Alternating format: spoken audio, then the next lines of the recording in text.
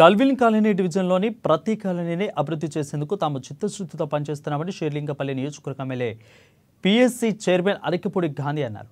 నేడు డివిజన్ పరిధిలోని మొగులమ్మ కాలనీలో డ్రైనేజీ నిర్మాణ పనులకు కార్పొరేటర్ దొడ్ల వెంకటేష్తో కలిసి శంకుస్థాపన చేశారు.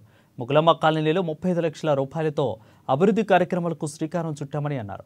కొందరు ప్రజలు రోడ్డు నిర్మాణం అనంతరం డ్రైనేజీ సమస్యలు ఉన్నాయని తమకు ఫిర్యాదులు చేస్తున్నారని అసహనం వ్యక్తం చేశారు. ప్రజలకు ఎలువంటి ఇబ్బంది లేకుండా మొదటగా డ్రైనేజీ నిర్మాణ పనులను పూర్తి చేసిన తర్వాతే సీసీ రోడ్ల నిర్మాణ పనులను ప్రారంభిస్తామని, అలా కాదని ముందుకు వెళితే నిధులన్నీ కూడా వృధాగానే పోతాయని ఆయన తెలిపారు.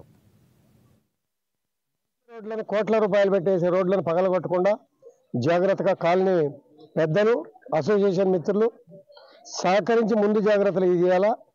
ఈ 3.5 డివిజన్లో ఏ పని మిగల్చకుండా 100% అభివృద్ధి చేసే బాధ్యత మాది. 5 లక్షల రూపాయలు ఇచ్చే స్కీమ్ కానీ, రేషన్ కార్డులు ఇచ్చే స్కీమ్ కానీ, అలాగే నిజమైన లబ్ధిదారులుండి మేము వ్యాపారం చేసుకుంటాం. బీసీ, ఎస్సీ, ఎస్టీలకి 4 లక్షల రూపాయలు నుంచి 10 లక్షల రూపాయలు ఇచ్చే స్కీమ్ కూడా ఉంది. అది కూడా ఈ సంవత్సరాది పండుగ రోజు నుంచి కూడా స్టార్ట్ అవుతుంది. ఊరికి డబ్బులు ఉన్నవాళ్ళు కాకుండా నిజమైన పేద మధ్యతరగతి కుటుంబాలు ఎవరు ఉంటే అప్లై చేసుకోండి. వాటిని అన్నింటినీ కూడా మీకు అందించే బాధ్యత మేము తీసుకుంటాం. మీకు ఎటువంటి ఇబ్బంది రాదు.